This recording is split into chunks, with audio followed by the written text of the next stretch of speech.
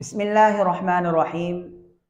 ایک بہت بڑا المیہ ہمارے معاشرے کے اندر پایا جاتا ہے، اور وہ یہ ہے کہ جب کوئی شخص فوت ہو جاتا ہے تو پورے محلے کی عورتیں اس میت کے جنازے کے اوپر آ کے بیٹھ جاتی ہیں اور اس مرحوم کا دیدار کر رہی ہوتی ہیں۔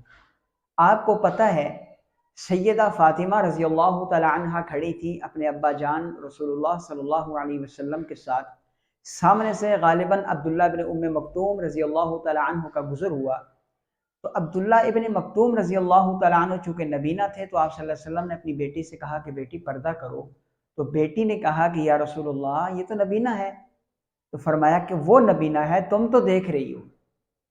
اس سے معلوم ہوا کہ عورت کا مرد سے ہر حال میں پردہ ہے، وہ اندھا ہو یا فوت ہو چکا ہو۔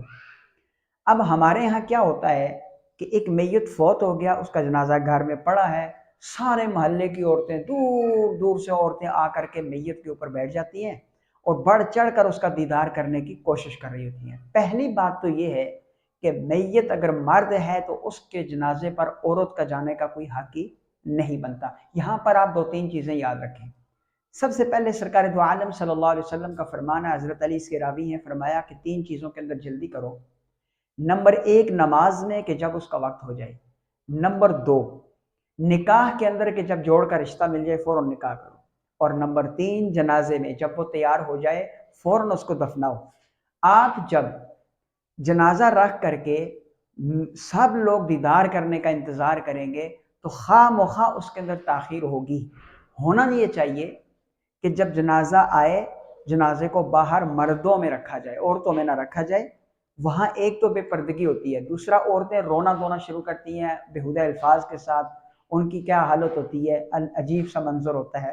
مردوں کے اندر جنازے کے رکھیں، جو شخص بھی جنازہ پڑھنے کے لیے آئے وہ آ کر کے پہلے دیدار کریں، اس کے بعد جب قبر تیار ہو جائے کسی کا انتظار نہ کریں، فوراً جنازہ اٹھائیں، قبر جنازہ گاہ لے کے جائیں، جنازہ پڑھیں، فوراً جنازہ پڑھنے کے بعد اس کو دفنائیں۔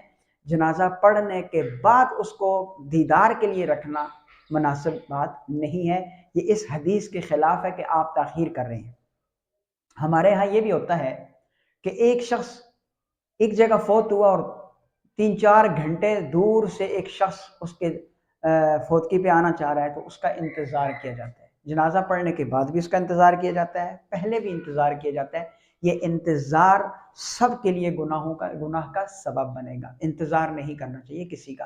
اور میں اس کی دلیل یہ دوں گا کہ رسول اللہ صلی اللہ علیہ وسلم کی اپنی لخت جگر سیدہ رقیہ رضی اللہ تعالی عنہ کا انتقال ہوا، آپ دنیا سے پردہ فرما گئیں۔ رسول اللہ صلی اللہ علیہ وسلم بدر سے واپس آ رہے تھے، جب پہنچے تو آپ کی تدفین ہو چکی تھی۔ حضرت عثمان غنی رضی اللہ تعالیٰ اور چند صحابہ کرام آپ کی تدفین کر رہے تھے۔ آپ نے اپنی بیوی کے والد یعنی کہ رسول اللہ صلی اللہ علیہ وسلم کا انتظار نہیں کیا۔